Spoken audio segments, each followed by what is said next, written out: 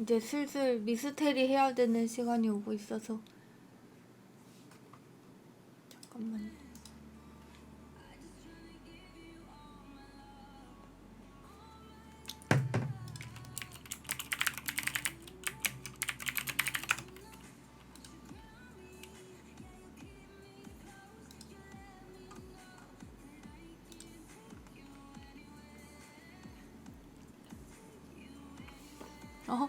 봉수테리.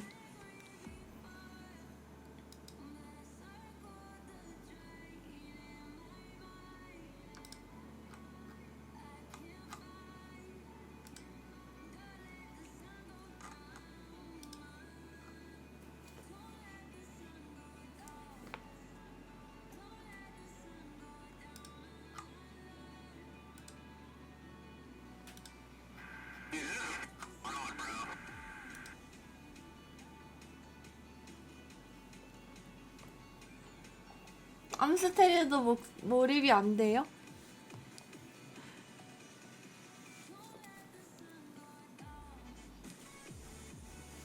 인문식?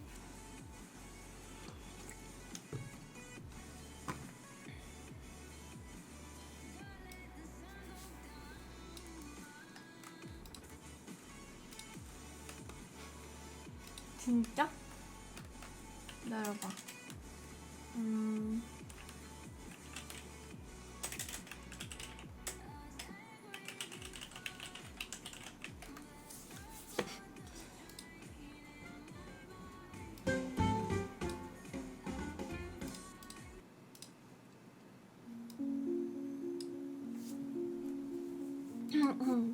저도 한번 해보겠습니다. 미스테리 그냥 그거 아니에요? 살짝 무서운 부분 깔고 좀 어둡게 한 다음에 그 무섭게 읽으면 되는 거 아니에요? 살짝 목소리 깔고.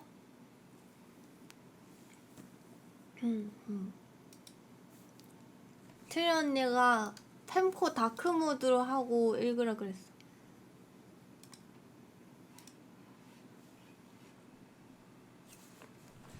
잠깐만.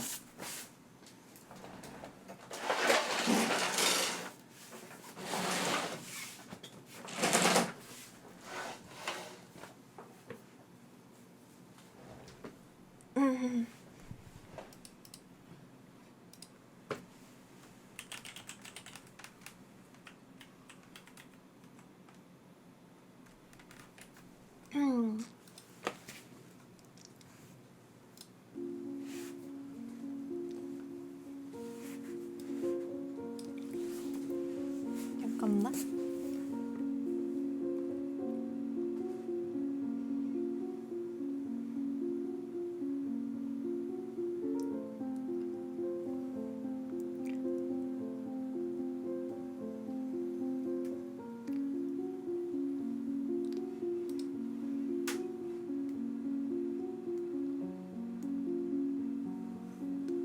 불려? 근데 이러면 크로마키가 잘 안 돼요. 되네?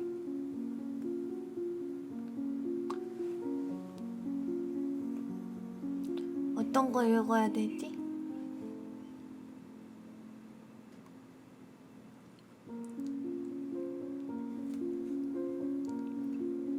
잠깐만. 살짝 확인하고 읽어야 되나?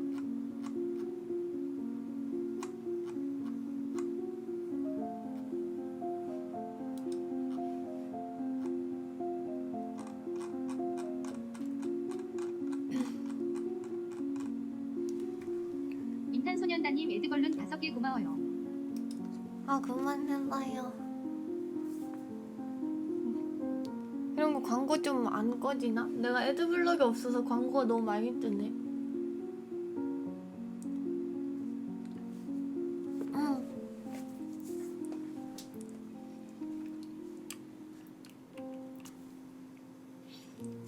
일단 봉수님 별풍선 5개 고마워요. 이거 무서운 걸로 거, 읽어줘. 이거 무서운 거야.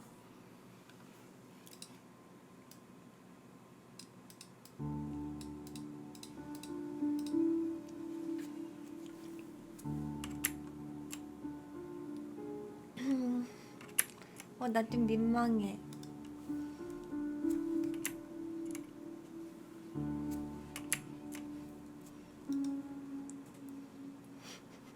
아! 이거 제목 먼저 읽는 거죠? 얼굴이 벗겨지려 하는 아이.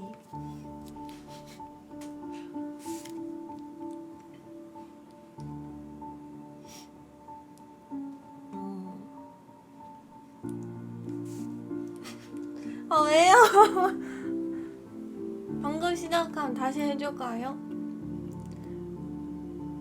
얼굴이 벗겨지려 하는 아이.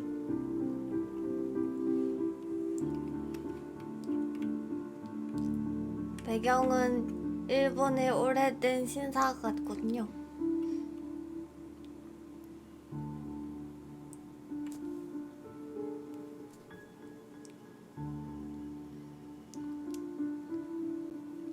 스님이 일어나서 할 거 안 되었냐고?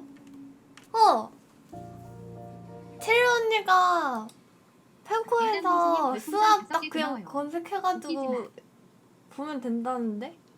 할 거를 정해서 했어야 되는 거예요?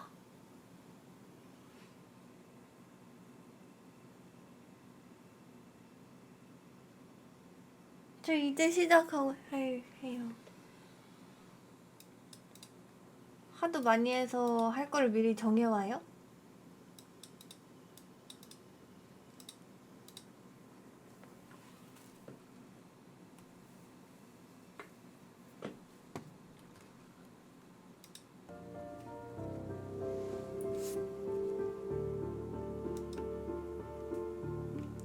아니 미리 근데 제가 해오면은 할 게 없잖아요. 뭐지? 저 혼자 어떻게 해봐요 이걸.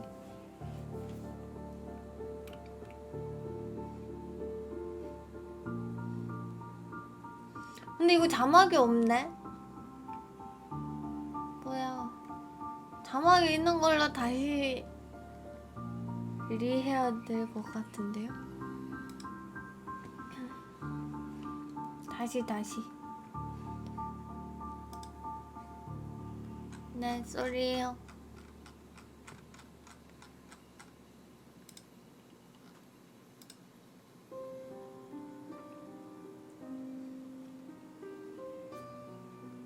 추천 많은 거?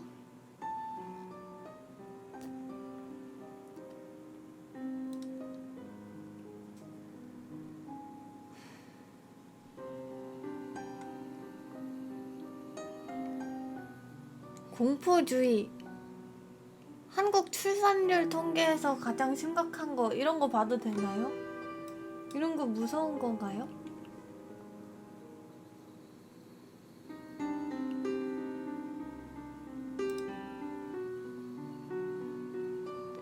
저 좀 살려주세요. 친구가 너무 무서워요. 이걸로 하겠습니다. 한 편. 안녕하세요. 저는 20살. 왜요? 왜요? 왜 아우예요? 이런 거 하는 거 맞잖아요.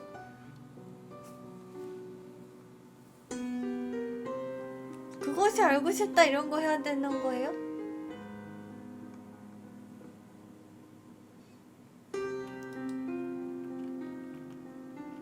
아니 이런 거 하면 안 되는 거였어? 이런 것도 있는 것 같은데.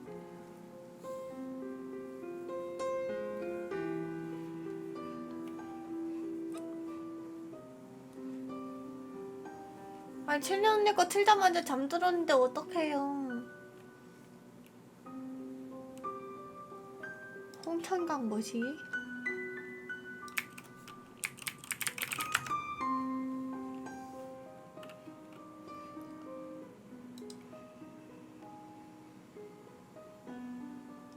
홍천강 괴담의 비밀. 익사체에 남은 손자국.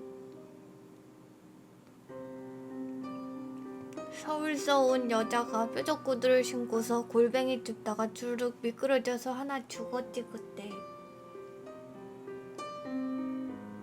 그래 귀신이 잡아간다는 소문이 있었지요.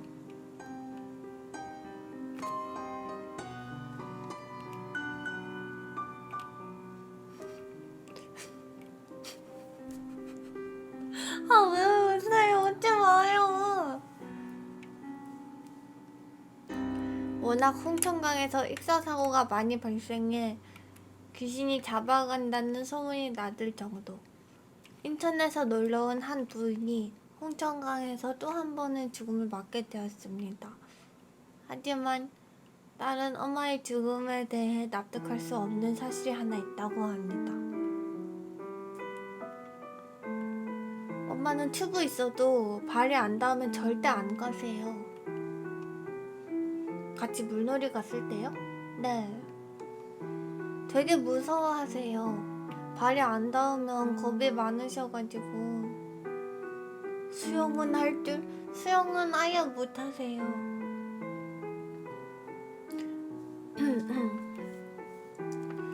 너무 이상해서 아직도 기억이 나는데 엄마가 살아 돌아오시는 꿈을 꿨어요. 그런데 살아 돌아오셨는데 저한테 갑자기 사진을 몇 장 주시는 거예요. 주위를 삥 둘러서 엄마 주위로 구명조끼 입은 사람들이 있었어요. 그 사람들이 엄마 목을 이렇게 눌러가지고 서서히 물에 잠기게 하는 게 그게 사진 영상으로 재생되는데 그런 꿈도 꾸고 하니까 그냥 너무 이상하고 엄마가 진짜 억울해서 그러진 않았나 그런 생각도 들고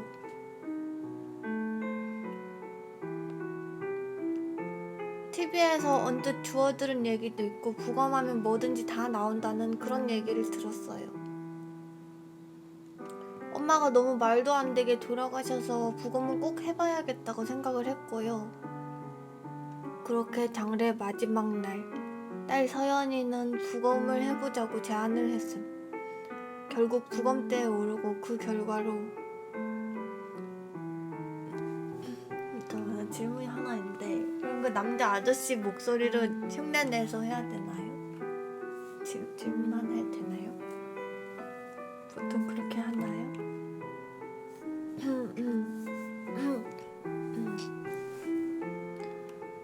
이 부검 감정서를 보면 익사한 것은 사실이에요. 단순한 사고사라고 하기에는 목에 출혈이 왜 왔을까가 사실은 설명이 잘 안 돼요. 그거는 뭐 가만히 물에 빠져 죽은 사람들한테서 목에 출혈이 생기지는 않거든요. 나도 처음 봐요. 나도 처음 본 겁니다. 그럼 일반 익사체에서는 이게 나올 수가 없는 현상입니다. 놀랍게도 그녀의 몸에는 살아 직전 뭔가 목을 누른 듯한 흔적이 있다는 것. 손자국. 이건 뭘 의미하는 걸까?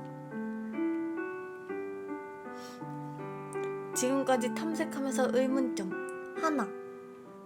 물에 대한 공포가 있는 점이 어떻게 여기까지 오게 된 것인가? 시신은 저 김상중이 서 있는 바위 근처에서 발견되었다고 한다. 둘. 아무도 없는 계곡에서 혼자 물에 빠져 사망했다는 그녀의 몸에 이론적으로 설명이 안 되는 수수께끼의 손자국 왜 생겼는가? 그리고 사건의 실마리가 된 물건 하나가 발견되었습니다. 네? 부금요? 국룰 부금 뭐죠?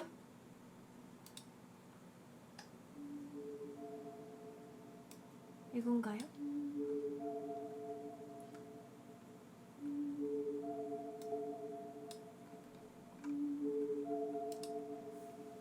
레전드 편으로 골라서요?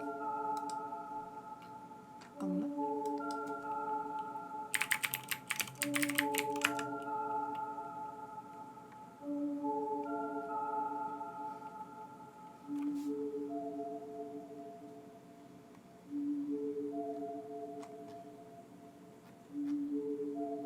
인기글.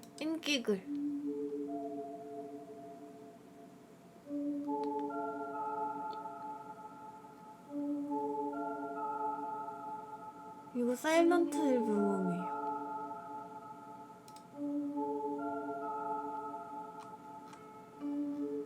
그것이 알고 싶다. 레전드 편은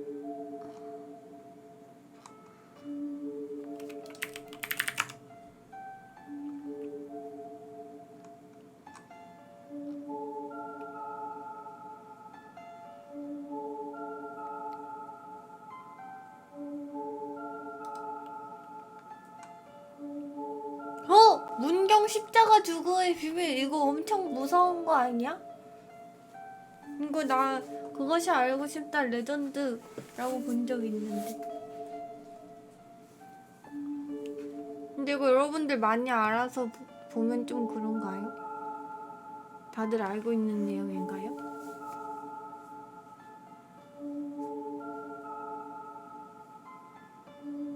근데 무서운 거 되게 많아 보이는데. 이거 볼까? 인천국제공항 고속도로 변사 사건?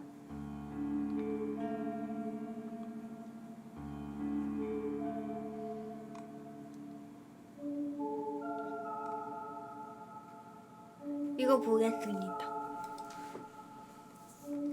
인천국제공항 잠깐만 오른쪽에 광고 속옷 광고 같은데. 이제 결정하겠습니다. 땅땅땅 이걸로 갈게요. 인천국제공항고속도로 변사 사건 개요. 2013년 2월 8일 저녁 인천공항 고속도로에서 사망사고가 접수되었다. 뭐야? 이거 시체야? 이런 거 말하면 안 되지. 설 연휴를 하루 앞둔 지난 2월 8일 저녁 인천공항 고속도로 공항 방면 15.4km 지점 3차로에서 한 남성이 쓰러져 있었다. 그리고 곧 달려오던 차량에 의해 역과되어 사망했다.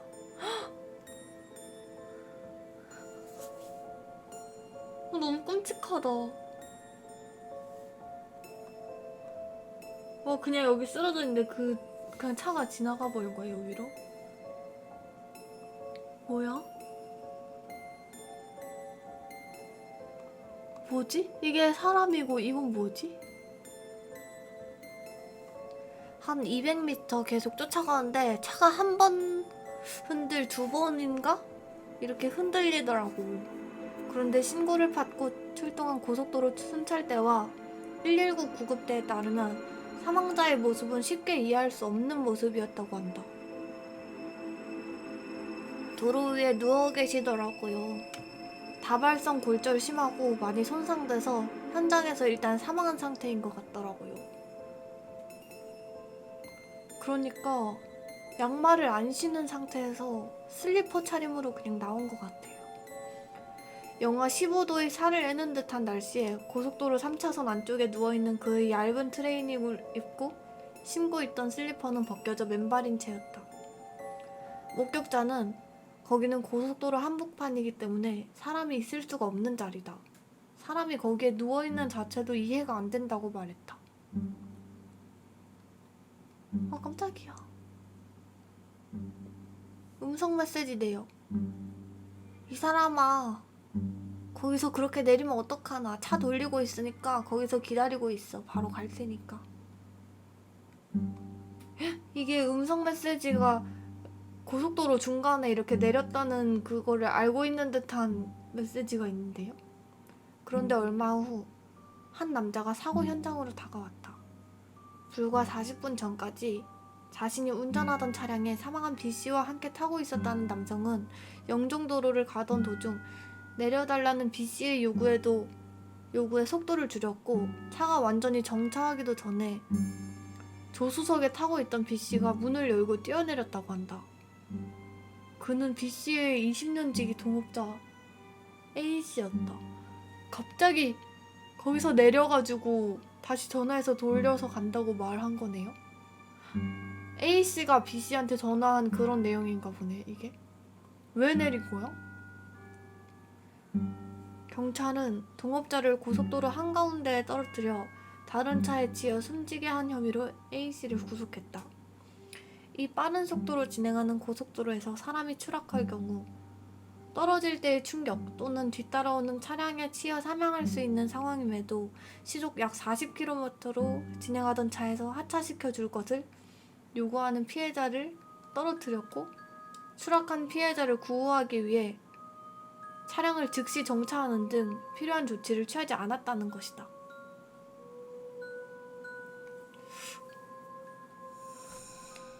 둘 사이에는 어떤 일이 있었는가? 이하는 재판 과정에서 인정된 사실관계 중 일부 내용이다. A와 B는 친구이자 동업자 관계로 A는 2012년 10월경 서울시 종로구의 1,500평 정도의 부동산을 구입한 다음 빌라를 신축, 분양할 목적으로 B의 해당 부동산을 61억 원에 구입하는 계약을 맺었다. A는 그 돈을 다른 투자자들에게 빌려 마련했는데 그렇게 마련한 3억 원을 계약금으로 B에게 줬다. 완전 부자 아니에요?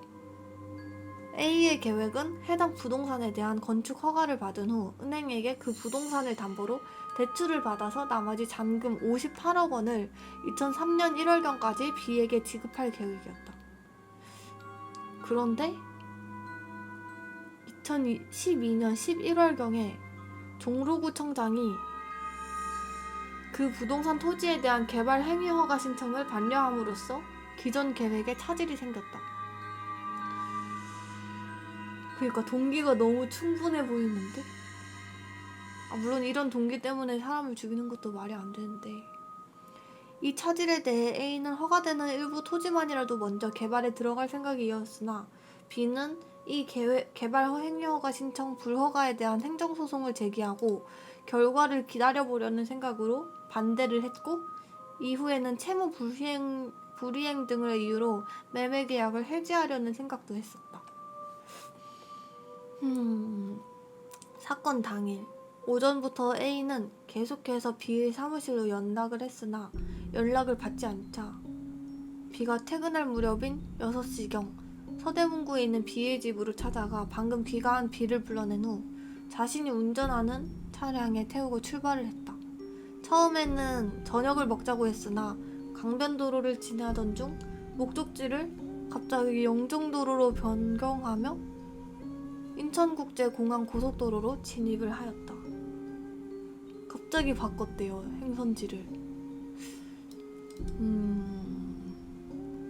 머리와 가슴 부위, 배 부위에 동시다발적으로 뒤에 따르던 차량에 의해 역과 손상이 매우 심해서요.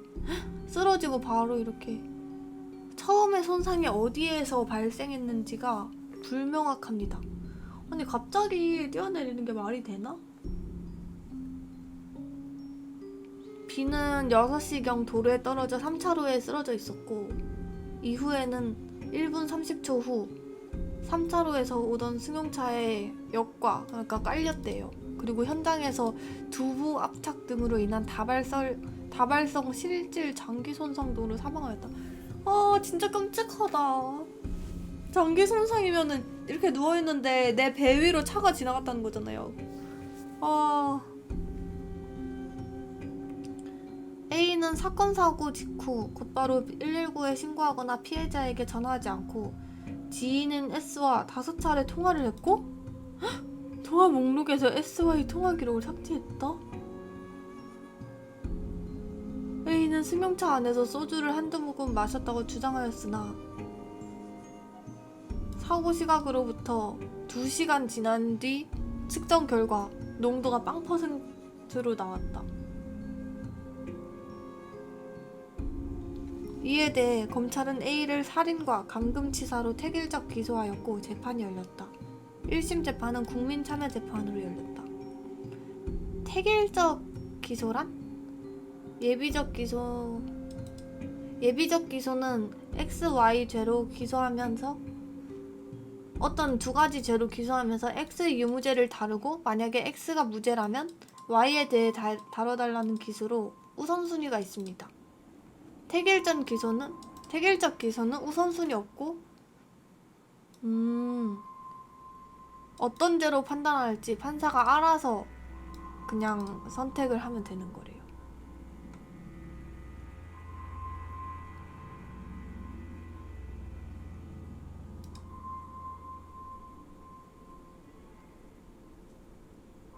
어?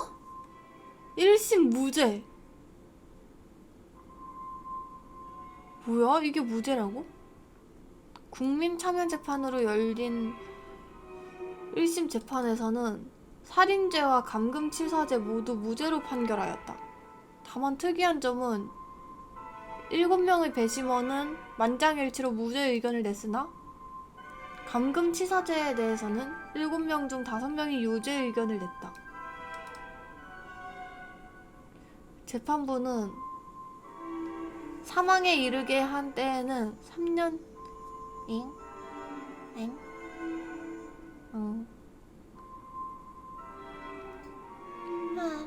어려워.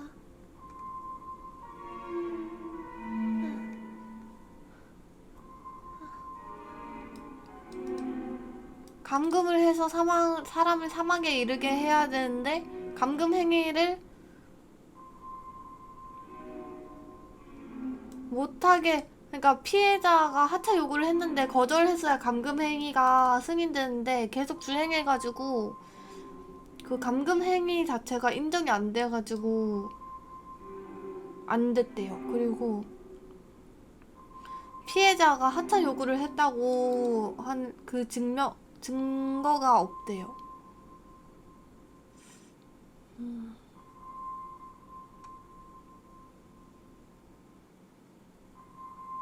피고인은 톨게이트에 진입할 당시 일반 차선으로 진입하여 통행료를 결제했는데 이때 피해자에게서 하차하려는 움직임이 없었을 뿐만 아니라 직원들도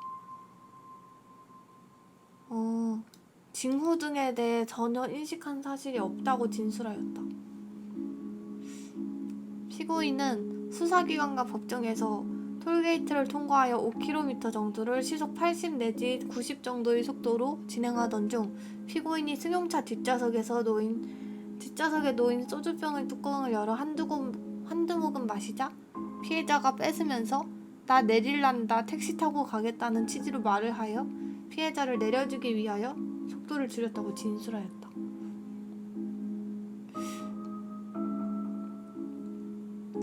술 마셔서 내린 것 같이 말을 하는데 알코올 농도가 근데 0이었대요. 사고 현장을 조사한 경찰관의 수사 보고에 의하면 사고 현장에 임장하였을 당시 자동차 파편 이외에 소주병 조각이 있는 것을 확인하였고 소주병은 피해자의 신발이 발견된 지점에서 표지판까지 1cm 미만의 조각으로 깨어져 광범위하게 퍼져 있었으며 관련 증인도 수사기관 및 법정에서 피해자의 시체가 위치한 장소로부터 서울 방향으로 얼마 떨어지지 않은 곳에서 잘게 깨진 소주병 조각들이 놓여 있었고 그 양은 소주 반병가량으로 기억한다. 와, 근데 이미 깨져 있는데도 소주 양까지 다 되나 보네요. 다 이걸 알아낼 수 있나 보네요. 피고인이 피해자의 하차 요구를 들은 후 피해자를 내려주기 위해 속도를 줄였을 가능성을 배제할 수 없다. 범행의 동기를 토지사업과 관한 의견 차이로 드는데 피해자가 감금 상태에서 그 의사에 반하여 피고인의 요구에 응했다고 하더라도 감금 상태에서 벗어난 이후에는 피고인의 요구를 거절하였을 가능성이 크다는 점에서 동기로 보기에 부족하다.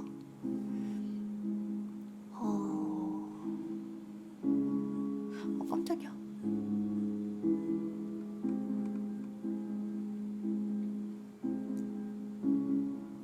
피해자를 다시 태우려고 하였으나 고속도로에서 후진할 수 없어서 부근에서 앞쪽에서 회차로가 있다고 생각해서 그 이후에 돌아오려고 했는데 회차로가 없어서 멀리 돌아왔다는 취지로 진술하였다. 그래서 다시 돌아온 영상이 CCTV에 의해 확인을 되고 영종대교가 끝나는 부근에서 비상등을 켜고 천천히 서행했다는 사실이 블랙박스의 영상에 의해 확인됐다는 것이다. 이동한 거리는 약 51km이고 43분 정도. 그리고 걸린 시간 등을 감안하면 피고인은 상당히 빠른 속도로 현장으로 되돌아온 것으로 보인다.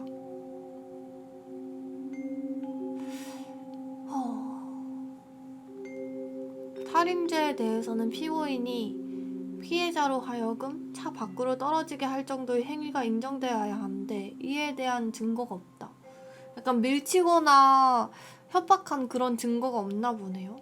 근데 그거는 이미 차에 이제 역과돼가지고 그거를 확인할 수도 없다고 했어. 피고인이 피해자를 차량 밖으로 밀어들임으로써 피해자를 살해하였다는 취지로 보더라도 피고인이 운전대를 잡고 운행 중인 상황에서 한 손으로 승용차의 문을 연 후 피해자를 승용차 밖으로 밀어 떨어뜨린다는 것은 경험칙상 상상하기 어려운 일일 뿐만 아니라 이를 인정할 만한 증거도 없다. 그것도 맞아. 이렇게 하면은 운전하고 있으면은 저기까지 열기가 좀 그렇지 않나? 아니면 부자여가지고 자동으로 문 여는 그런 차량인가? 근데 SM5는 아니잖아. 차가 SM5라고 했거든요. 피고인과 피해자는 이 사건 당시 안전벨트를 착용하지 않은 상태였고 피해자의 주거 주차장에서 출발할 당시 승용차의 조수석 문이 완전히 닫히지 않은 상태였다는 취지의 감정서에 비추어 볼 때 피해자가 추락사하였을 가능성도 배제할 수 없다. 약물을 사용하기도 어렵고 뭔가 무기 같은 것도 없었고 혈흔도 발견되지 않았대요. 차에서 혈흔이 발견되지 않았다는 게 뭔가 차에서는 아무런 다친 게 없었다는 것 같은데 그래서 살인죄 역시 무죄로 판단되었대요.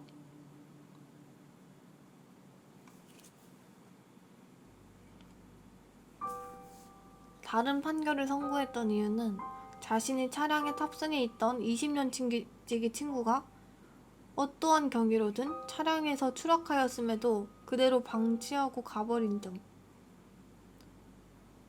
피고인이 그 즉시 정차하여 피해자를 구하였더라면 피해자가 위와 같이 사망한 결과는 막을 수 있었을 것으로 보이는 점 등의 사정에 비추어 피고인에게 높은 도덕적 비난 가능성이 있다는 거에서 유죄 의견을 제시한 것으로 보인다. 배심원들은 이렇게 판단을 했는데 그러나 피고인에 대한 도덕적 비난 가능성이 유죄의 근거로 될 수 없음은 명백하다.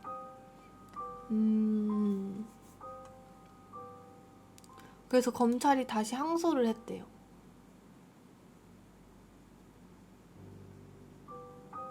근데 또 무죄래요. 뭐야?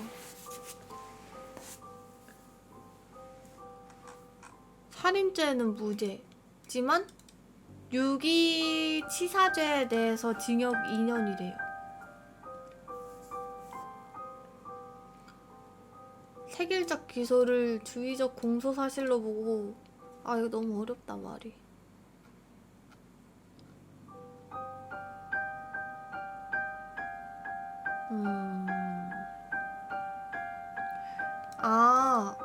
다 감금치사랑 살인죄 모두 무죄여가지고 이제 사고 후에 미조치 위반을 판단해달라고 했대요. 그래서 그게 유죄로 판결돼가지고 2년 징역형이 됐대요. 추워.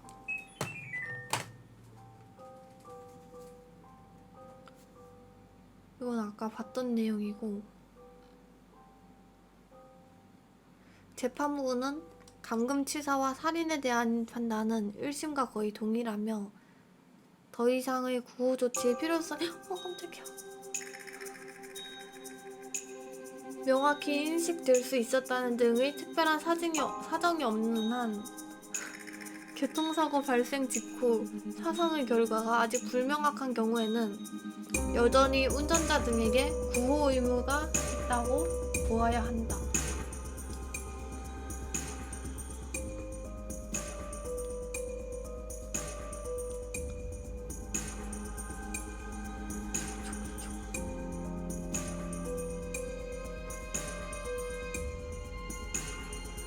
또한 이에 대해 피고인 본인도 피해자가 내리는 순간 차가 멈추지 않았는데 다칠 수도 있는데 어쩌나 라는 생각을 하였다. 피해자가 다치지 않을까 생각은 하였지만 피해자가 다쳤다는 확인은 되지 않았기 때문에 정차는 하지 않았고 빨리 돌아가야 됐다는 생각만 하였다. 고 진술하고 있는 것은 피고인이 최소한 미필적으로나마 피해자가 뛰어내릴 때 상해를 입는다는 것을 인식하고 있다는 것으로 보인다. 라며 유기치사죄를 유죄로 판단, 징역 2년을 선고했다. 의도된 범행이 아닌 것으로 보이는 점, 유족에게 3천만 원 잠깐만. 그금 너무 시끄러운데? 휴.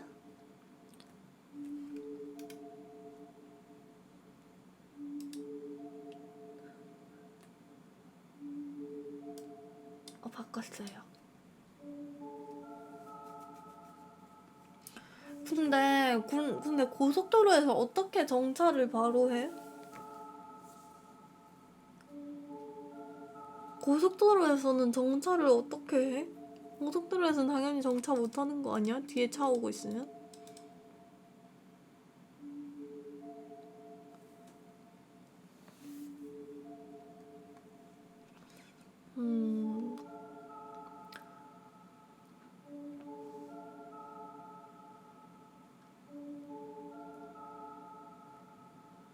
피해자를 사망에 이르게 하고 도주하거나 도주 후에 피해자가 사망한 후에는 무기징역 또는 5년 이상의 징역에 처한다. 이렇게가 끝이야? 결국에는 무죄가 됐다는 거네요. 아니 근데 어떻게 차에서 왜 뛰어내린 거지 진짜? 족수테리 와드?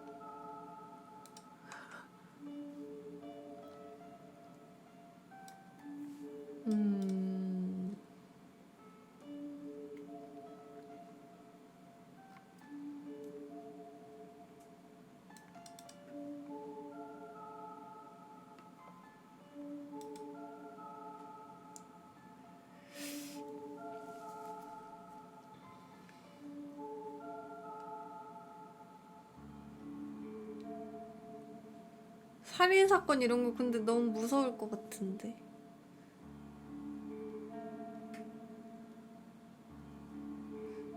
(12년) 만에 잡은 범인. 최면이 방송국이에요? 근데 그러면은 늑스테리 이미 봤던 사람일 수도 있죠.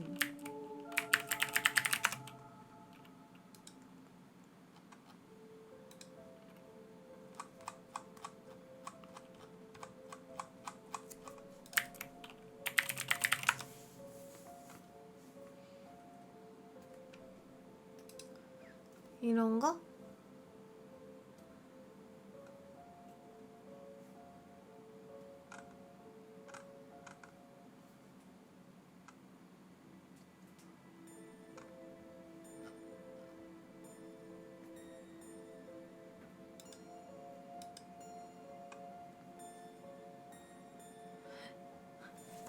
너무 무섭다.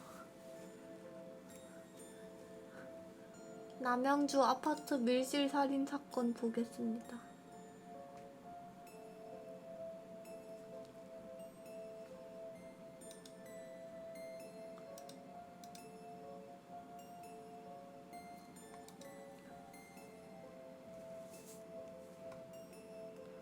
남양주 아파트 밀실 살인 사건.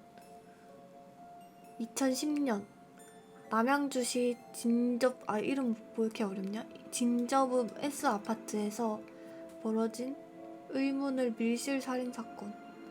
침입과 탈출 방법조차 전혀 알 수 없는 희대의 미제 사건이자 용의자조차 단 한 명도 나오지 않은 전대미문의 사건. 이런 거 너무 무서워.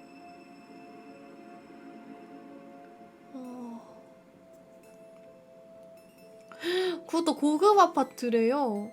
지어진 지 1년도 안 된 경기 남양주시 한 고급 아파트 단지는 보안이 꽤 철저했다고 합니다. 외부 차량은 차단기를 통과해야만 주차장으로 갈 수 있었고, 걸어서 단지까지 들어왔다 해도 아파트 동 내부를 들어가려면 출입카드나 비밀번호 입력도 필수였습니다. 집 현관에는 도어락도 있고 CCTV도 꼼꼼히 설치되었다고 합니다.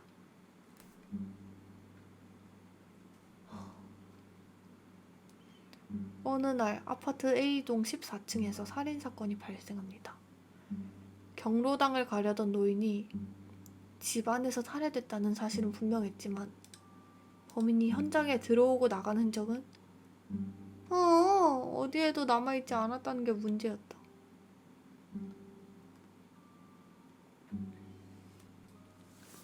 아 그래?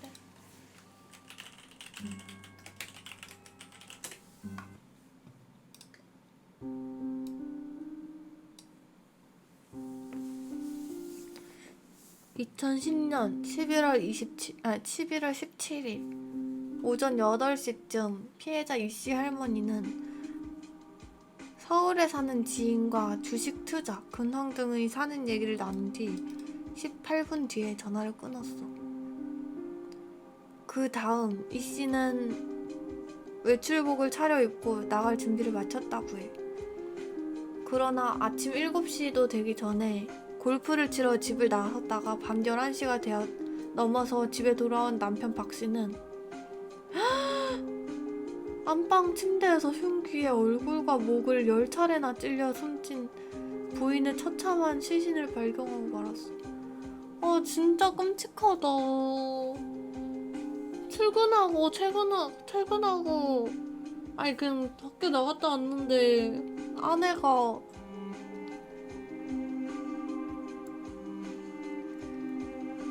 결정적인 사인은 목 경동맥에 입은 상처. 방어훈이 11군데나 남아있었다고 합니다. 사투를 벌였대요. 그러면 DNA 같은 것도 안 남아있을 수가 있나? 이렇게 사투를 벌였으면 막 이렇게 했을 거 아니야. 부검 결과 사망 추정 시간은 그날의 오전으로 분석됐습니다. 오전 8시 지인과의 통화 이후부터 그 낮 사이였다고 볼 수 있어. 늦은 밤 신고를 받고 현장에 도착한 경찰은 범인이 사용한 흉기를 피해자의 집에서 사용하던 부엌칼로 확인을 했습니다. 집안에 범인이 남긴 발자국은 이 집 화장실에서 사용하던 슬리퍼 자국이었고 슬리퍼는 발바닥에 혈흔이 묻은 채 원래 있던 화장실에 놓여 있었다고 하는데 사이코 아니야? 그걸 왜 거기다 다시 놔두고 가? 범인은 화장실 슬리퍼를 신고 안방에서 범행 후 다시 손을 씻은 다음에 슬리퍼를 벗어두었다고 추정됐습니다. 수사 진행. 엄청 부유한 부부였대요. 십수억대의 재산을 가지고 있던 굉장히 부유한 그런 부부였지만 누구에게 원한을 산 일이 없었다고 합니다. 돈을 목적으로 한 범죄로 보이지도 않았던 게 사라진 물건도 없었고 고가의 명품 시계가 침대 위에 고스란히 남겨져 강도 사건을 연출한 듯 보이기까지 했다. 성범죄도 아니었다. 현관과 창문도 침입 흔적이 없었다고 한다. 직접 문을 열어줬을 가능성이 커서 일단 면식범의 소행으로 추정했고 범인은 도관에 든 쥐나 다름없었다. 입주가 1년도 안 된 새 아파트여서 최신형 CCTV여가지고 용의자 확인은 시간 문제라고 확신을 했다. 범인이 빠져나갈 구멍은 없어 보였고 이대로 사건이 종결되는가 싶었으나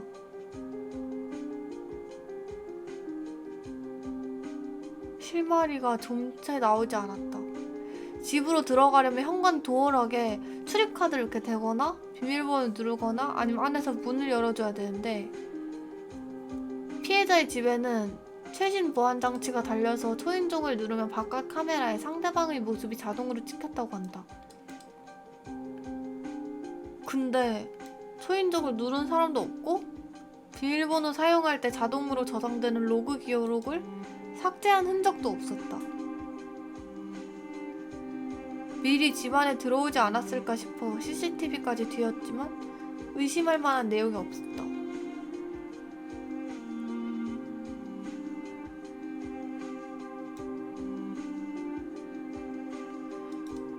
그래서 관계자는 사건 당일 현관 카메라 사각지대에서 노크를 한 뒤 피해자가 문을 열 때까지 기다렸다가 집으로 들어갔다는 추측밖에 할 수 없는 상황이라고 설명했다. 그 이렇게 카메라 바깥에 숨어가지고 이렇게 몰래 이렇게 쭈그려 앉아가지고 노크했다는 거야? 아파트 A동으로 들어갈 수 있는 입구 역시 입주민은 출입카드나 비밀번호를 이용해야 하고 외부인은 출입하려는 호수에 직접 연락해서 안에서 문을 열어줘야 한다고 한다. 그러나 집 호수를 누른 외부인이 아무도 없었다.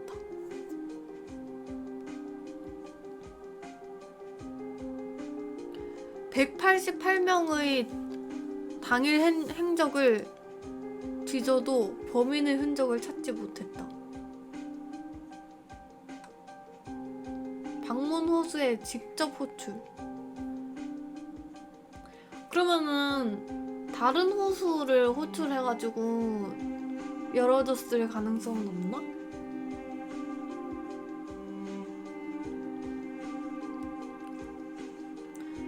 당시 사건을 담당했던 경기 남양주 경찰서는 범인이 아직 입주가 안 된 빈집의 창문으로 침입해 계단을 이용했거나 15층 아파트 옥상에서부터 내려왔다는 가정도 해봤으나 이렇게 침입한 것도 아니라고 결론이 났다고 한다.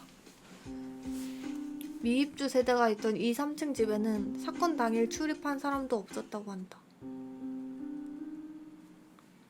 옥상에서 14층으로 내려간 흔적도 나오지 않았고 1층에서 5층 계단 전체에서 실시한 혈액 반응에서도 아무것도 발견되지 않았다. 옥상에서 아니야. 아씨 사진. 피해자 손톱 등에서 범인의 DNA는 검출되지 않았지만 집안에 있던 물컵 등 식기에서 6명의 것으로 보이는 DNA 일부가 발견되기도 하고 신발장 거울에서든 지문도 나왔다고 한다. 지문은 이삿짐센터 직원이었고 6명의 DNA 정보 대조 결과 용의자는 없었다.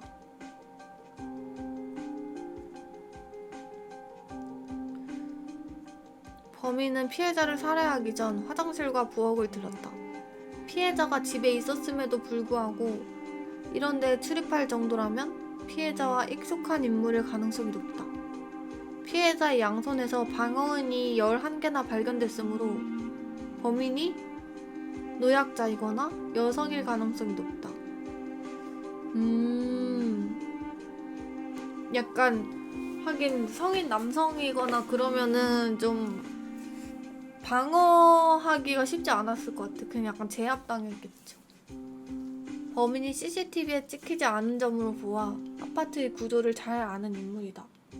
혹은 CCTV를 찍지 않는 시간대를 알거나 만일 CCTV를 피해서 침입하고 탈출했다면 이는 아파트를 관리하는 인물이거나 주민이거나 혹은 그 아파트를 자주 출입하던 배달이나 용역업체 직원일 수도 있다.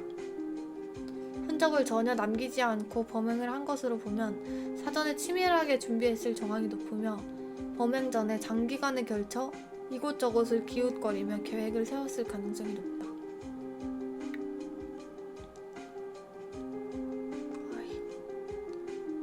피해자가 재산이 많고 작은 방의 장롱을 뒤진 흔적이 있으며 원하는 살 일이 없으므로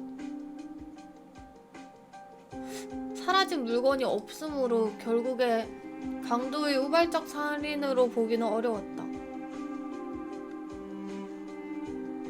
우발적이라고 하기에는 CCTV 뭐 이런 것들의 증거가 하나도 없어서 지나치게 치밀해서 우발적이라고 보기도 힘들었던 것 같아요.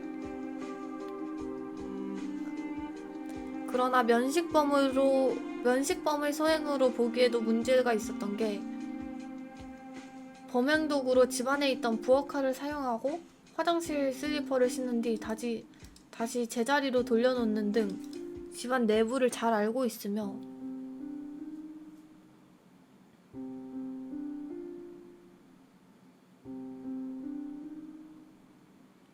창문이나 현관에 그 어떤 강제 침입을 흔적이 없어 아는 사람에게 문을 열어줬을 가능성도 있지만 피해자 명의 보험으로 가입한 재산 다툼이 없는 것은 물론 사건 당일 가족의 알리바이도 모두 성립하였다고 한다. CCTV에는 남편이 오전에 나갔다가 밤에 들어온 화면이 찍혔고 휴대폰 사용 내역에서도 이동 경로가 확인됐고 골프를 친 뒤 술을 마셨다는 일행의 증언도 나왔다고 한다.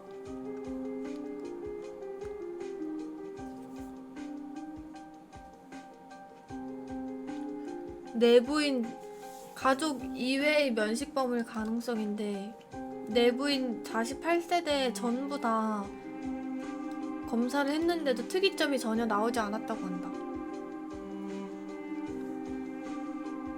내부인 중 피해자와 아파트 옥상에서 고추를 말리는 이유로 말다툼이 한 적이 있다는 이웃이 주목을 받아서 거짓말 탐지기랑 카펫 이런 걸 압수해서 했지만 특별한 건 없었다고 한다. 청부살인도 스스로 열어줬다는 것도 좀 어렵고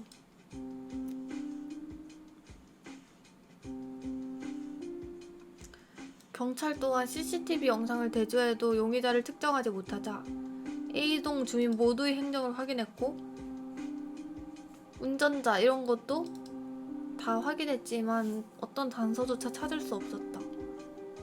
주민들 사이에서는 지하실내 몰래 숨어 살던 누군가가 범인이라는 괴담까지 돌았지만 지하실을 검사한 결과 그랬을 가능성 역시 제로였음이 밝혀졌다. 2020년 11월 경기도 남양주시 아파트에서 흉기로 이건 결국에 2016년에 미제 사건으로 종결되었다.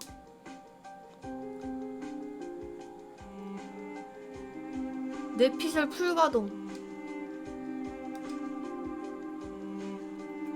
풀가동도 읽어도 되나요?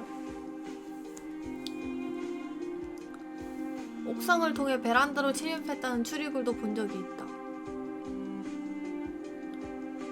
14층에 있는 사람을 죽일 수 있는 방법이 무엇일까 생각해봤습니다. 베란다.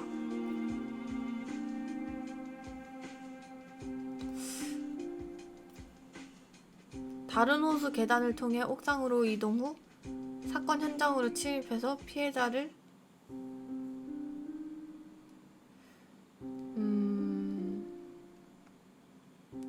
이렇게?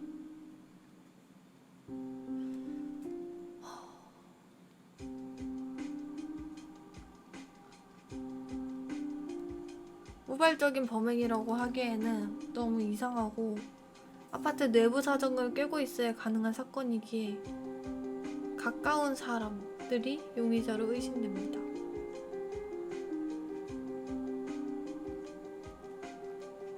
누구일까?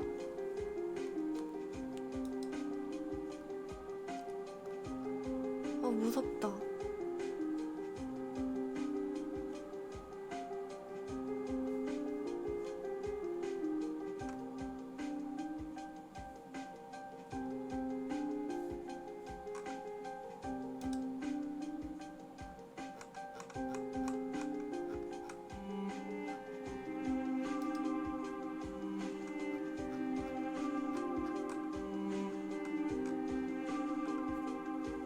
남편이랑 지인 7시에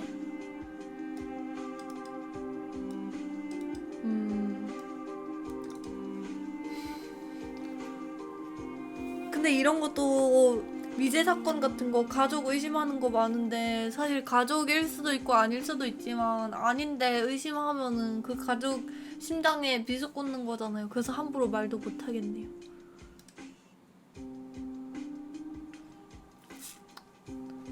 너무 무섭다니.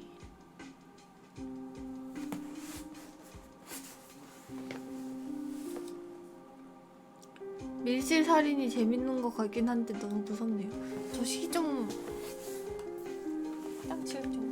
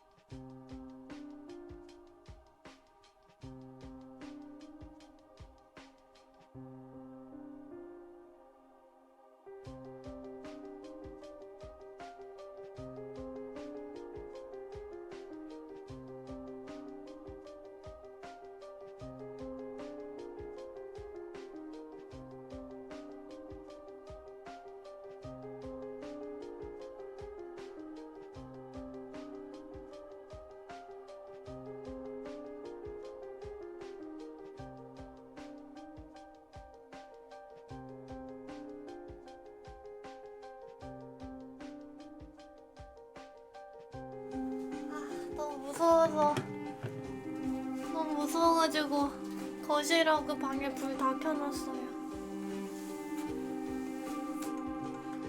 이야.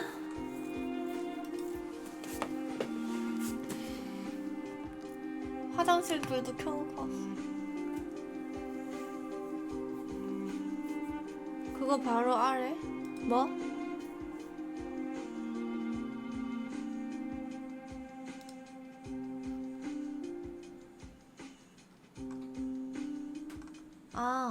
근데 이거도 읽을래요. 밀실이 무섭다. 2003년 서울 송파구 A아파트.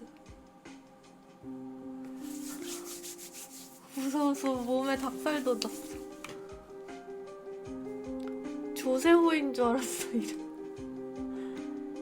피해자 어머니지요. 어머니가 노끈을 이용해서 목을 졸라서 사망한 상태였고요. 작은 방에 아들은 목이 졸려서 죽어있는 상태였고 2살 된 딸아이는 비닐봉지를 뒤집어 쓰고 질식사한 그런 상황이었습니다. 가족이 다 죽은 거야? 미친 거 아니야?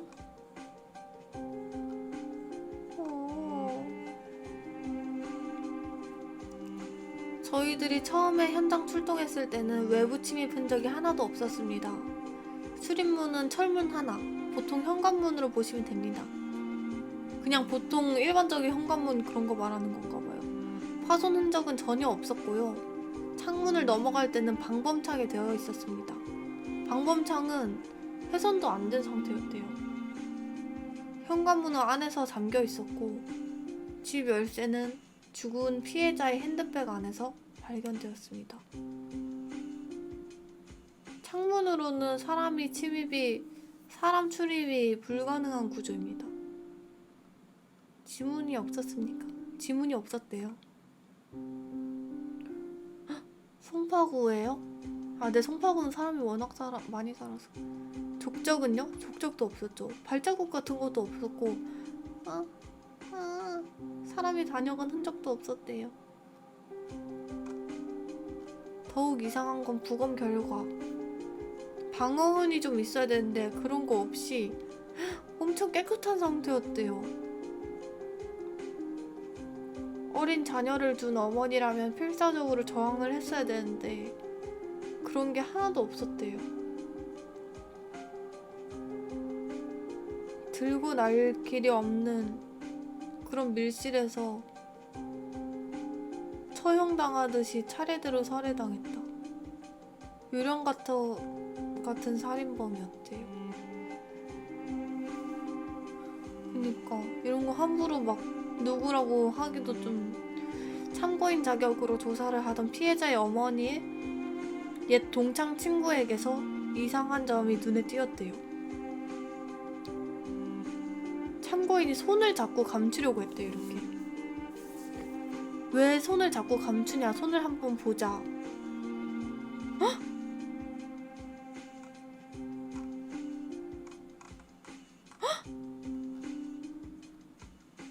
흉기로 사용된 빨랫줄과 일치했다. 상처흔이. 범행 일체를 그래서 자백받았대요. 아, 그래서 이건 범인이 잡혔네요. 3개월에서 최소 6개월 정도는. 아니 근데 이 아줌마가 옛 동창 친구가 갑자기 왜 살인을 한 거지? 3개월에서 6개월 정도는 계속 연구를 한 것으로 보여집니다. 아주 치밀하게. 헐, 피해자의 집에 일주일에 서너 번씩 가면서 아이들과도 친하게 지내는 동안 헐, 살인 계획서를 작성했대. 미친 거 아니야? 고무장갑, 빨랫줄, 모자 뭐 이런 거 있는 것도. 와...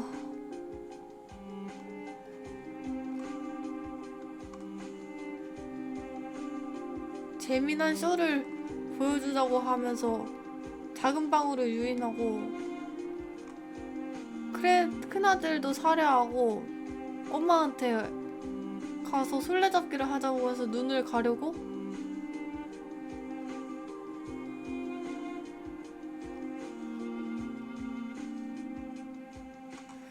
등산가들이 쓰는 전문적인 매듭인데 이걸로 살해를 했대요. 그리고 딸애가 울고 있는데 그거를 살해를 했대요.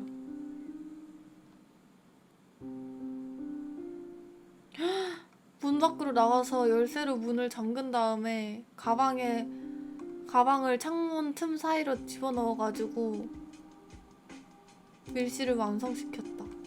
범행 동기는 겉으로 잘해주는데 뒤로 자기를 무시했대요. 아이들 죽인 이유는 그 애들 옆에 있으니까 그냥 같이 죽였나봐요. 증인이 남으면 안 돼서 그런가 본데? 자기는 싱글이고 결혼도 못하고 어려운 생활도 하고 있는데 너무 행복하게 지내니까 내가 쟤보다 못한 게 없는데 너무 행복하게 살아가지고 죽였대요. 범인 나이는 31. 직장도 없고 초라한 자취방을 전전하는 상태였는데 결혼도 못해가지고 행복한 가정을 보면서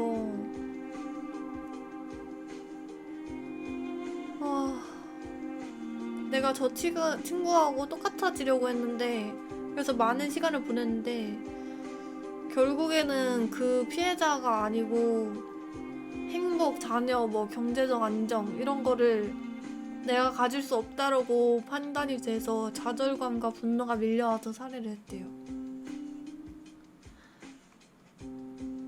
조사를 받으면서 가장 많이 하던 말. 세상은 불공평하다. 와, 손에 자국이 진짜 그거 못 찾았으면은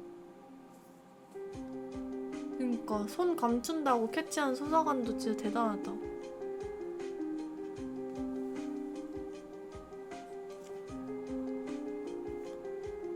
와, 진짜 열등감 개에바긴 하다.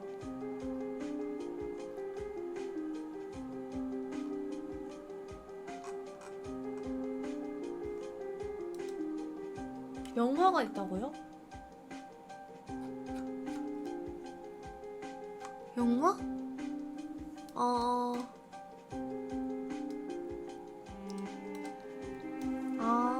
멜리스? 근데 관객 수 1.1만 명이면 진짜 안 본 거 아니야?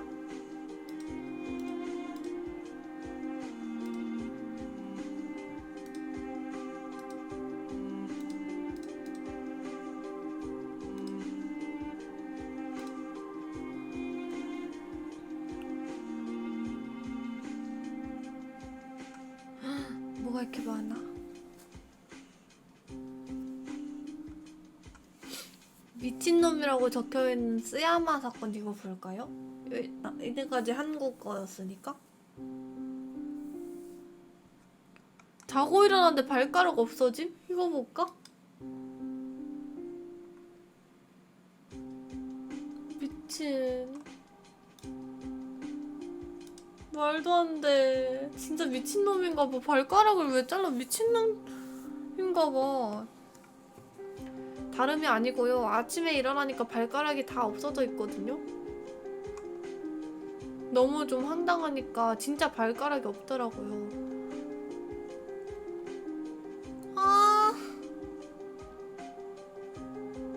몸이 아파서 누워서 생활하는 남편. 아침에 일어나 보니 발가락 5개, 한쪽 발가락만 다 절단돼 있어서 부인이 신고를 했다.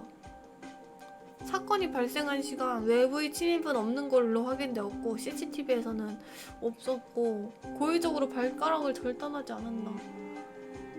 증거가 안 나왔다고요. 발가락을 잘랐으면 봉지에 담아서 묻었다거나 버렸다거나 상처를 보여주니까 이건 사람이 한 행동이 아니다 라고 말을 했대요. 전문의를 불러서 보니까 절단면이 상당히 불규칙하고 조금 지저분한 느낌이 드는 그런 양상입니다. 투박한 것, 짐승이 문 자국으로 표시가 됩니다. 에?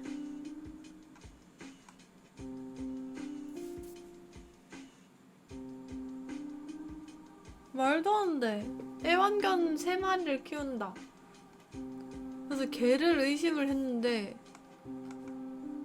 근데 배 안에 무언가가 있다.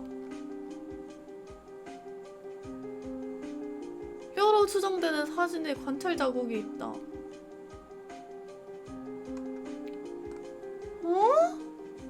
걔가 그랬다고? 형사적으로 처벌할 수 없고 안락사를 시키든지 해야 된다고 생각을 합니다. 남자가 당뇨가 있다 보니까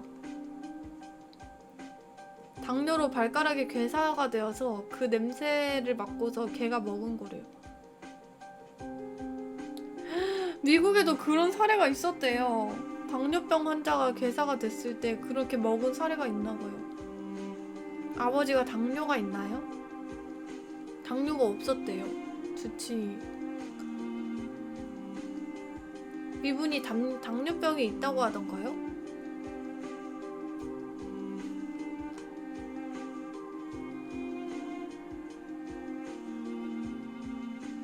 당뇨병이 전혀 없다는데요? 근데? 다시 경찰을 찾아갔다. 형사가 다른 소리를 했다고? 일부만 나왔다고 국가수 감정이 나왔대요. 그 배를 개복을 했대. 열었대. 배를 열었는데 그게 뭔지 감정이 나와야 된대요. 뼈가 아니었대요. 변이래요. 감식 결과를 이제 다시 봐야 되나 봐요. 국과수 감식 결과는 뱃속에서 사람 DNA는 검출되지 않는다. 그럼 걔가 아닌 거잖아. 아니 근데 말이 안 되는 게 걔가 발가락만 이렇게 5개를 다 먹을 수가 있나? 그리고 걔가 이렇게 아니 걔가 문다고 잘리나? 카메라 좀 지워달라는데? 3번째 발가락 같은 경우는 날카로운 도구에 힘을 줘서 단면을 낼 수 있다고 판단이 되고요.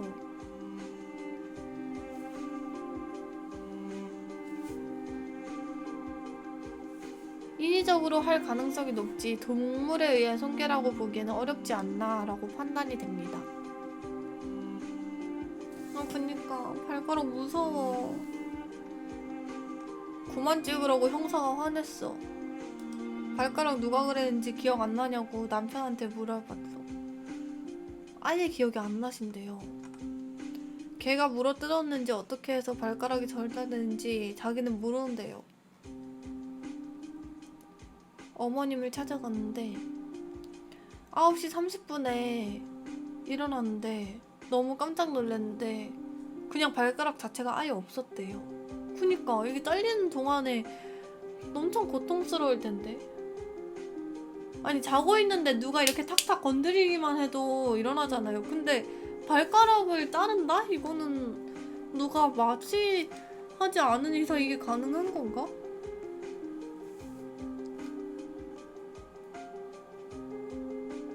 (119가) 오기 전까지 3시간 정도 차이가 있었다고 하는데 신고를 12시에 했대요. 9시 반에 봤는데.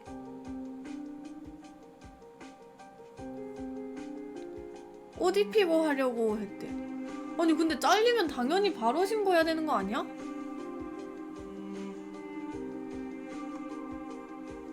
보험 사기? 큰아들, 작은아들, 엄마 이렇게 3명이 있었대요. 엄마가 일어나 보라 해서 일어났는데 발가락이 되어 있어서 작은아들은 잘 모르겠다고 하고 큰아들은 119가 와 있었다고 했어요. 공포스럽다고 해야 되나? 발가락이 잘렸으면 피를 많이 흘렸을 텐데 방에 피가 없고 깨끗했대요.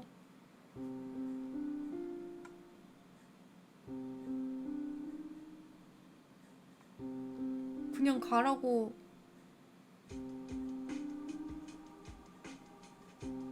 해결 안 한다고 그냥 가라고 하네요. 큰아들 며칠 뒤에 만났는데 아버지를 한 번도 못 봤대요. 그 사건 이후로.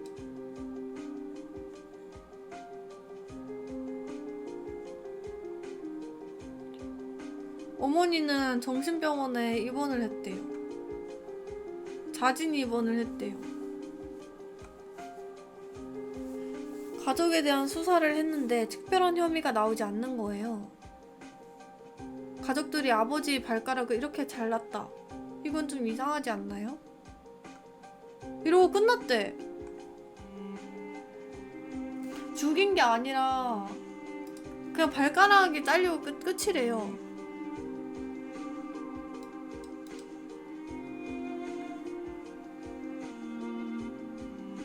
이건 뭐지?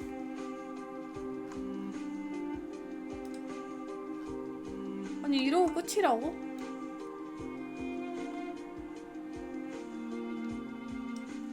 아니 말이 안 되잖아.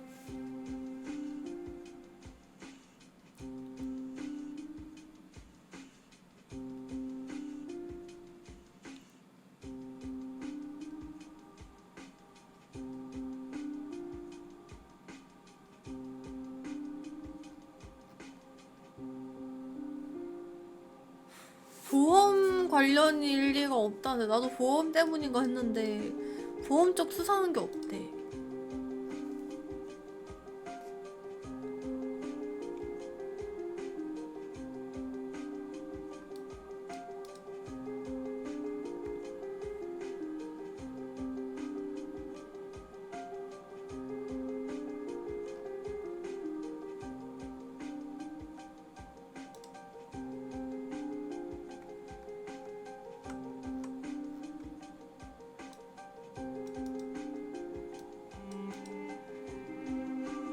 아니 이런 어이없는. 아니 포르쉐님 지금 계신가요? 포르쉐 봉순이님? 뭐지?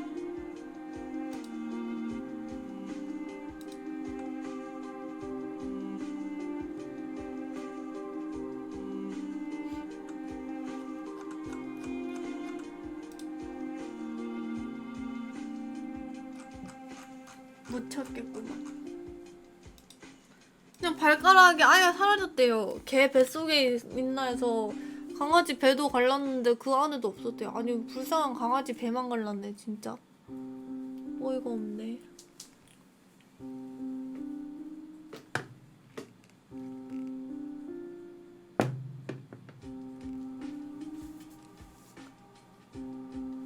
일단 4개 다 봤습니다.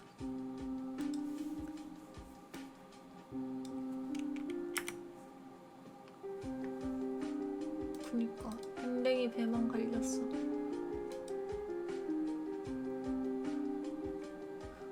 봉합은 시켜줬어도 그래도 갑자기 배 갈리는 게 진짜 좀 어이가 없잖아요.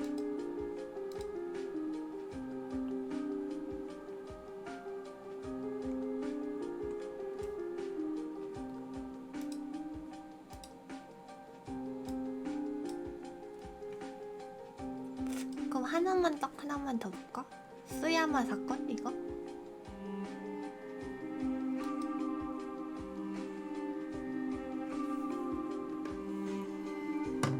마을 주민을 대부분 몰살시켰대요. 무스오는 1917년 3월 5일 오카야마현의 유복한 가정에서 태어났다. 부모는 그가 어릴 때 폐결핵으로 죽었고 그와 그의 누나는 할머니 손에 길러졌다. 원래는 외향적인 성격이었으나 1934년 누나가 결혼하게 되자 집안에만 틀어박혀 지내는 히키코모리가 되었다. 이 도이는 일본의 전통 문화인 요바이 풍습에 심취해 있었다. 몰래 이웃집에 들어가 성관계를 하는 걸? 그게 무슨 소리지? 몰래 옆집에 들어가서 여자친구랑 했다는 건가? 아니면 옆집 사람이랑 했다는 건가? 1937년 그는 징병검사를 받으면서 폐결핵에 걸렸다는 사실을 알게 된다. 그래서 징병검사에서 불합격했다.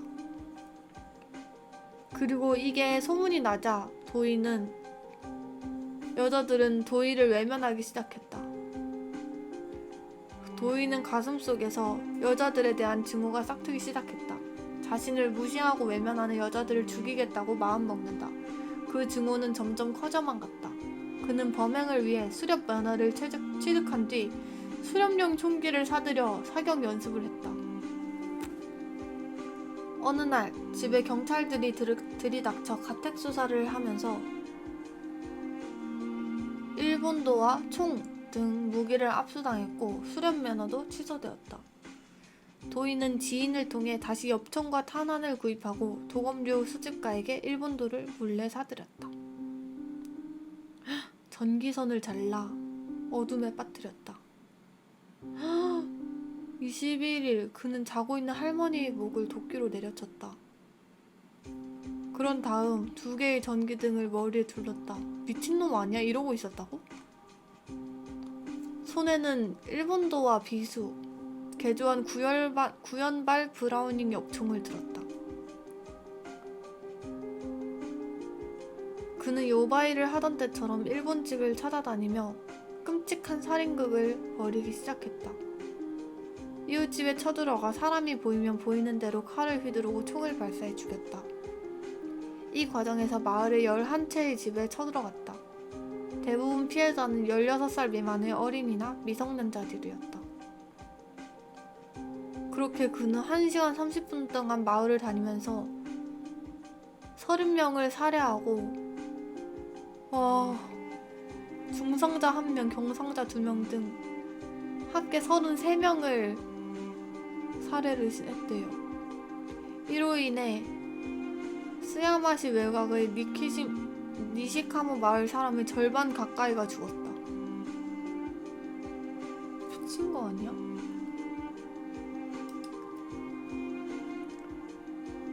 우방군이 뭐예요?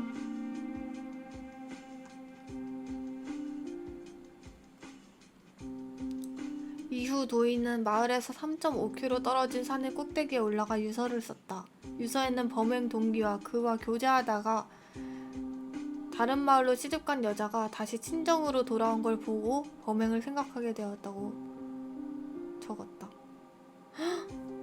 그 여자는 그 여자를 죽이려고 했는데 그 여자는 도망치고 그 여자의 가족들이 죽었대요. 아, 비슷한 사건. 경찰이요? 경찰이 그랬다고? 와. 자신을 괴롭힌 마을 사람을 죽이려 했지만 이사 가거나 출타한 탓에 엉뚱한 사람들을 죽였다고 자책하는 내용도 담겨 있었다고 한다. 그리고 할머니, 와, 맨 처음에 도끼로 죽인 게 자기 할머니였어. 살인자의 할머니로 살아가게 할 수 없어서 할머니를 살해했대요. 미친 새끼. 이러고 나서 엽청으로 자살했대요. 그의 시체는 이튿날 아침에 발견됐다. 이 사건으로 일본이 발칵 뒤집혔다. 그 후 범인의 이름을 따서 도이 무스오 사건 또는 지명을 따서 쓰야마 사건, 쓰야마 30인 사건 등으로 불린다. 미친, 너무 무섭다.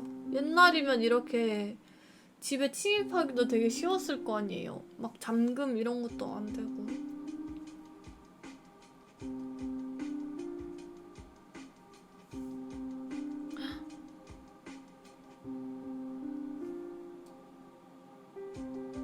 아니, 밤놀이가 대체 뭐야? 그냥 여자랑 오케이 하고 하는 거죠? 그냥 강제로 밤놀이 가는 거 아닌 거죠? 아, 진짜.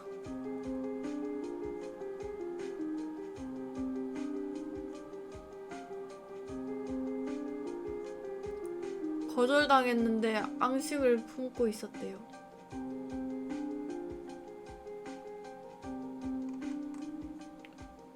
아, 이 미친놈.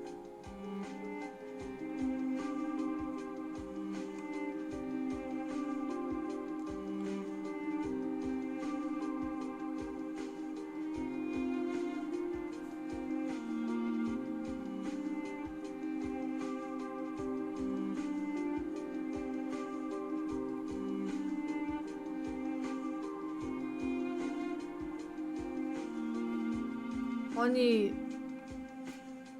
남편이 있는 집에 가가지고 성관계를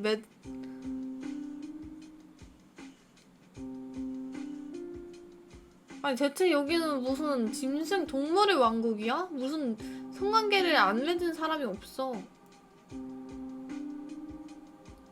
요바이 풍습? 진짜 나는 이해할 수가 없다.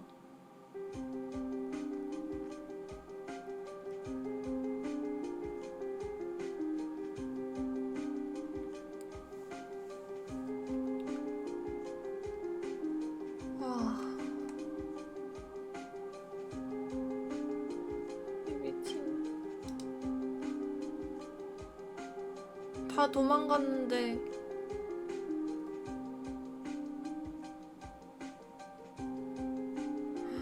진짜 무서웠겠다.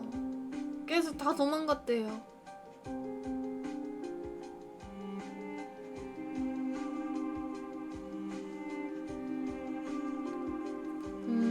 하긴 옛날이라.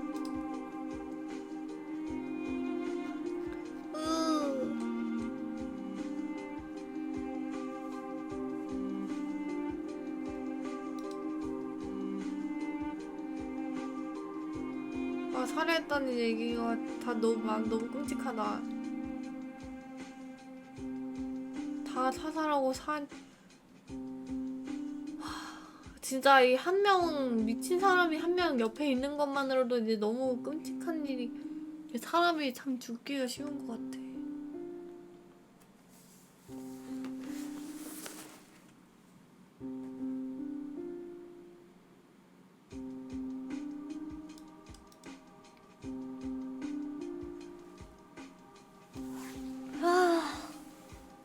후본군요? 후본군 여기다 검색하면 돼요?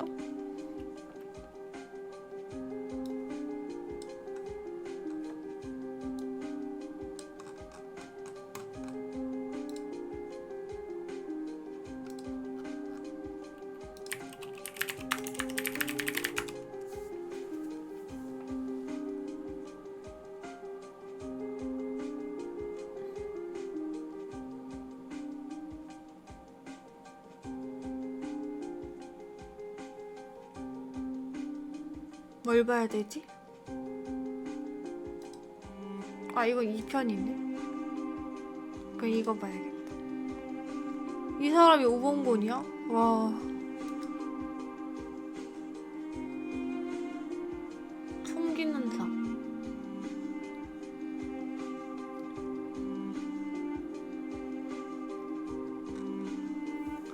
채연이 방송국에 오봉곤 채연 나와요?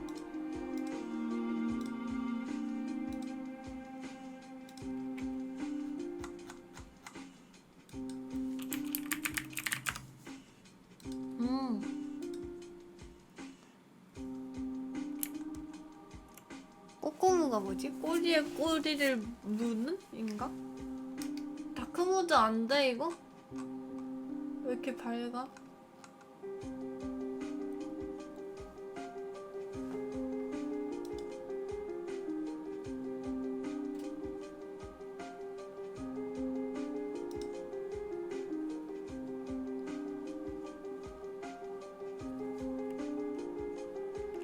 마을을 지옥으로 만든 총성. 그날 누가 마을을 습격했나? 39년 전 1982년이래요. 의령시 의령군 경상남도 의령군. 사방이 산이고 앞에는 강이 흐르는 인민군도 못 찾았다는 엄청 산골 마을이래요. 완전 오지였대요. 아 깜짝이야. 그날 밤 마을 곳곳에 모인 사람들 반상회를 열었대요. 80년도에는 반상회가 엄청나게 중요한 행사였다. 무조건 필참을 해야 된다. 마을 주민 전원 같이 모여가지고 주민들과 담소를 나누던 그때 갑자기 누가 그러는 거야. 소리? 무슨 소리? 무슨 소리 안 들리나? 라고 했다고 한다. 그래서 너무 많이 들리는데? 총을 쏘고 탄피가 떨어지는 소리까지. 총소리잖아요. 그 소리는 반복적으로 울리고 있었다. 우체국 전화교환원의 막내 여동생의 사망 소식이 들리고 계속되는 총소리. 우체국을 향해 뛰어간 전원배 씨. 어떤 남자가 뛰어들어와서 전원배 씨에게 그녀의 여동생이 사망했다는 소식을 전했는데요. 그의 여동생은 우체국에서 일하는 전화교환원. 밖에서 총소리가 들리고 있었지만 전원배 씨는 당장 달려갈 수밖에 없었죠. 이게 그 당시에 있던 진짜 우체국인가 봐요. 여동생만 죽은 게 아니었다. 같이 근무하던 교환원, 집배원 모두 사망했다. 누가 노렸는가? 누군가 마을을 고립시키기 위해 일부러 전화선을 끊고 연락을 취할 수 있는 사람들을 모두 죽인 것이다. 여기가 토공리고 여기가 앞공리인데 여기에 있는 우체국을 끊었는데 요 사이까지 600m의 거리가 있나봐요. 수류탄 터지는 소리도 들렸대요. 경찰서도 마찬가지고 경찰들 또한 보이지 않았다. 계속 들려온 총소리. 무장공비 소행인가 했더니 전국 각지에서 1년에 15번 정도 무장공비들이 출몰을 했었대요. 북한에서 내려온 무장공비들. 그렇게 생각했는데 그래서 우리는 나가지도 못하고 전부 숨었어요. 그래서 보니까 여기 대밭에 숨어 있었는데 대나무밭? 인가? 근데 한 명이었대요, 범인이. 소총 2자루로 불 켜진 집으로 들어가서 집 안에 있던 사람들을 전부 죽이고 있었다. 그래서 불을 다 껐대요. 간발의 차로 목숨을 구한 집도 있었는데요. 집집마다 다 불 끄라고 전달해준 그런 남자가 있었대요. 그래서 그 전동택시가 있는 집 바로 옆집은 일가족 5명이 전부 다 사망했대요. 택시 운전사 전 씨가 전부 다 불구라고 알려졌대요. 헐, 근데 그 택시 운전사는 골목길에서 총에 맞아 사망했대요. 첫 총송이 9시 40분이었는데 1시간이 되기도 전에 19명이 죽었대요. 피해가 이렇게 컸던 이유는 사람들이 모두 한자리에 모여 있었기 때문이다. 불을 환하게 켜놓은 채로 있었는데 반상회장이 나타나서 사람 욕을 하면서 들어와가지고 총을 다 쐈대요. 근데 이 할머니는 3방이나 맞았는데 그래도 겨우 목숨을 구했대요. 다행이네. 그 자리에서 총에 맞은 사람들은 무려 5명이 사망하고 말았다. 훈계리의 유일한 구멍가게, 잠을 자고 있던 주인 부부와 아이들. 이웃마을 운계리에 나타났는데 대문을 두드린 후 사이다를 달라고 요청을 했다. 어깨에 무언가를 메고 있었다. 경찰 제복을 입고 있어서 문을 활짝 열어줬다.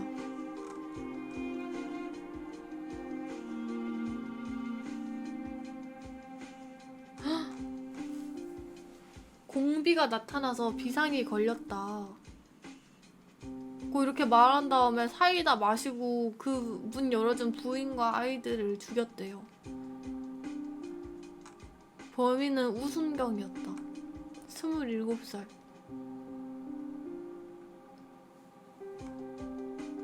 특등 사수였대요. 엄청 뛰어난 사람이었다는 건가? 사건 4개월 전 81년 12월 서울시경에서 재직할 때 사고를 쳐가지고 시골 마을로 자처지 되었대요. 근데 내려온 지 한 달 만에 여자를 만난대요. 둘의 교제를 결사반대한 전씨 가족. 전종택 씨 말하는 건가?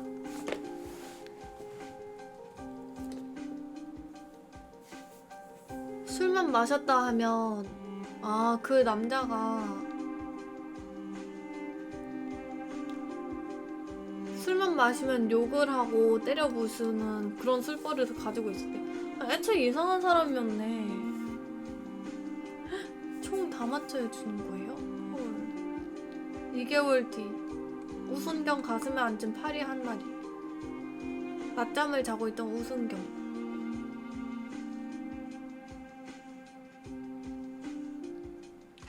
근데 전 씨는 파리를 쫓으려다가 우원곤의 가슴을 때리고 말았대요. 그러고 나서 행패를 부린 다음에 다시 경찰 지서로 간 다음에 소주 2병을 마시고 동거녀 그 여자친구를 폭행하기 시작했대요. 그리고 나서 지서로 우순경을 찾아온 한 사람. 옆에서 말리던 이웃 주민의 그러니까 주민들이 다 몰려왔나봐. 그랬더니 다 나를 무시해? 이러더니 무기고를 가가지고 수류탄하고 총기를 다 챙겨서 나왔대요. 이 미친. 3명을 사살하고 무기 탈취하고 총 26명이 사망했다.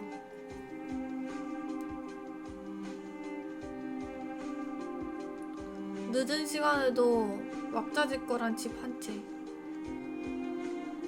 이모부 장례식이었대요.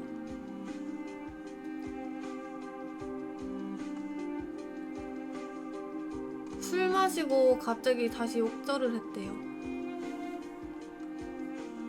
그래서 상갓집에서 이게 뭐 하는 짓이냐 이렇게 화를 냈더니 갑자기 일어나서 총을 난사하기 시작했대요. 근데 아기가 울어가지고 다시 정신을 차렸대요. 그랬더니 아직 안 죽은 게 있어 하더니 아기를 싸서 죽였대.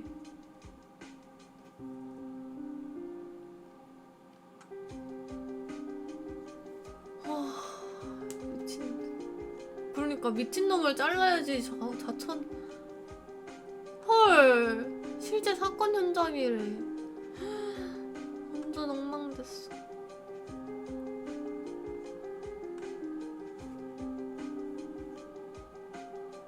스물세 명이 죽고 20명이 부상당하고 상갓집에서 총에 맞은 사람이 30명이라 있고.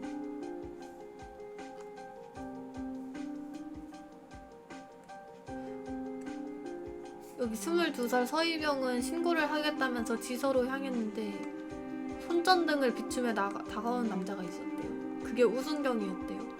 그랬더니 서희병은 우릴 구하러 왔구나 라고 하면서 우범권한테 이 얘기를 다 했대요.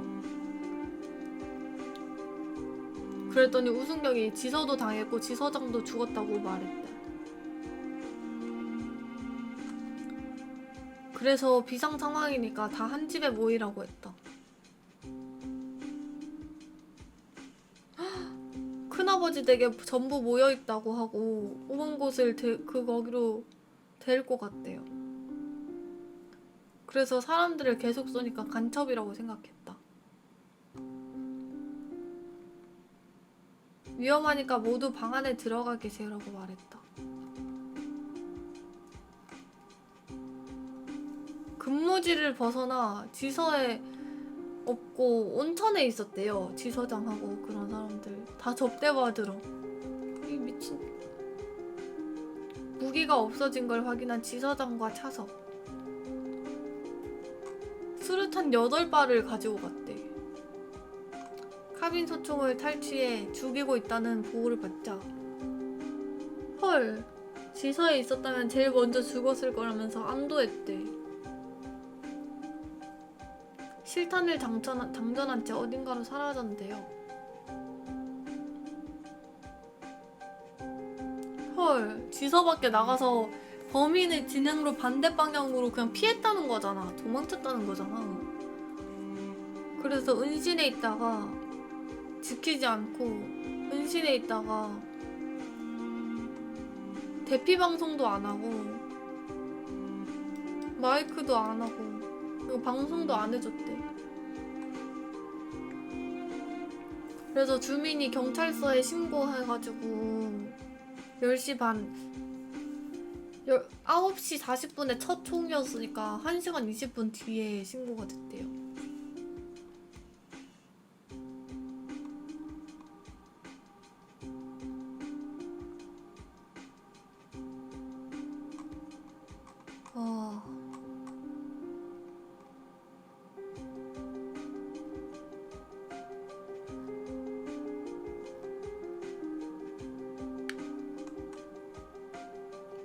전화 교환한 전은숙 양이 숨지기 직전에 이정집의 행정전화와 코드 연결해가지고 겨우 신고를 했대요.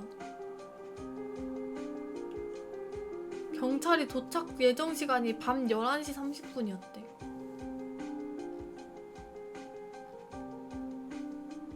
헐. 열쇠 담당자가 술을 마시러 나가가지고 열쇠가 없어서 출동을 안 했대. 와, 상갓집은 12시에 벌어졌는데 이거 도착을 11시 반이라도 했으면은 상갓집에는 살인이 안 일어날 수 있었는데 와, 진짜 노답이다. 그래서 열쇠 담당자를 찾아가지고 무기고를 열어서 출동을 했는데 12시 10분에 도착을 했습니다.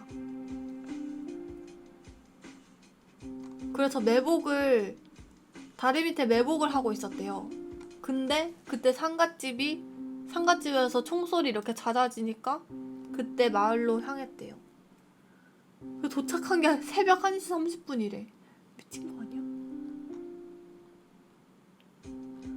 어둡고 무서워가지고 어두워서 총 맞을까봐 출동을 못했대요.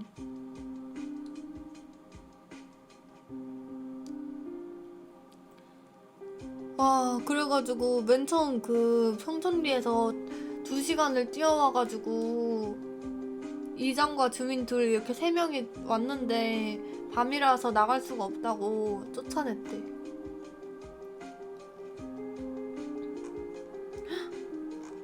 범인이 누군지 모르는 주민들과 함께 방 안에서 수류탄이 터졌대. 다리에서 벌떡 일어나는 우범군.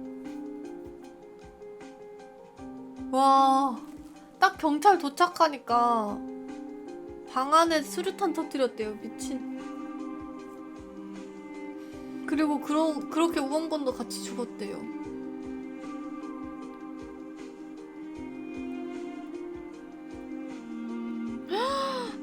역대 최악의 범죄로 이 사건으로 죽거나 다친 사람은 무려 90명.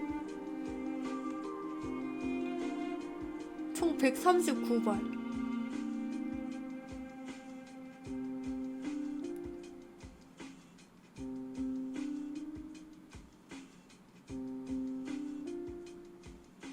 실제 영상도 있네요.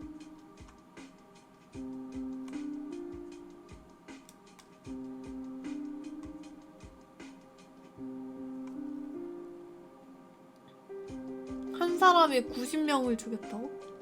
90명의 사상자를 냈다고?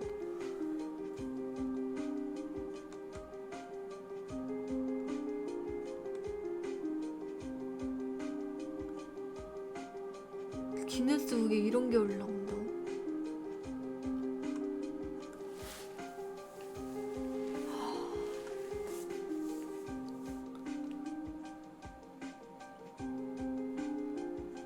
한편 사건이 있던 전년도 4월 서울시경의 특수근무처로 옮겨졌다가 8개월 만에 이병경찰서로 전출됐던 우범군. 우범군은 청와대의 경호를 책임지는 곳이었는데요. 순경된 지 4개월 만에 청와대 경비단으로 발탁되었지만 술버릇으로 인해 해임된 그. 근무 부적격 판정 후에 전출당했대요.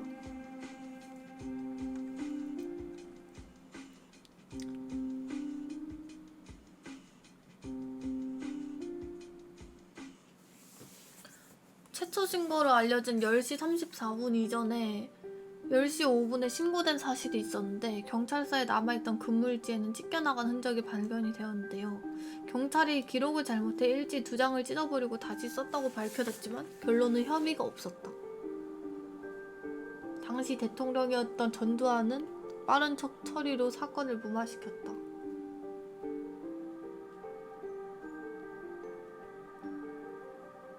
사건은 보도된 지 일주일 만에 아무런 기사도 나오지 않았다. 55명을 죽이고 35명에게 총상을 입게 했는데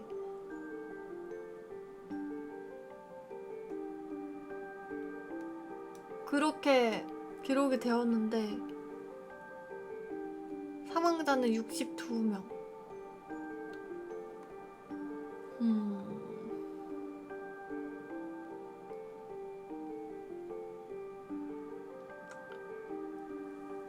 그 이후 조치가 하나도 제대로 검사도 제대로 안 했나 봐요.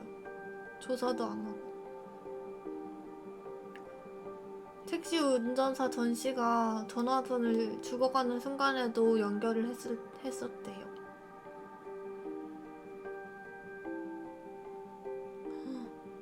진짜 처음 알았어, 이 사건. 와, 진짜 끔찍하다. 끔찍하다리. 저 마을 몰라. 아직 있으려나? 근데 마을 없을 것 같은데? 저 정도 사건이 일어났으면은 저기에 사는 사람은 아무도 없을 것 같아요. 나였으면 이사 갔다.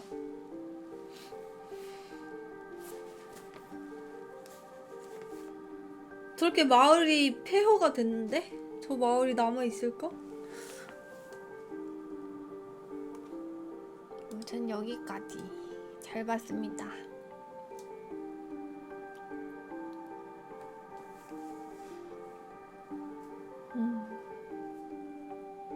재밌었다. 뭐야? 술 마시고 있네? 야무졌다. 이 정도면 다음에도 할 수 있을 것 같은데?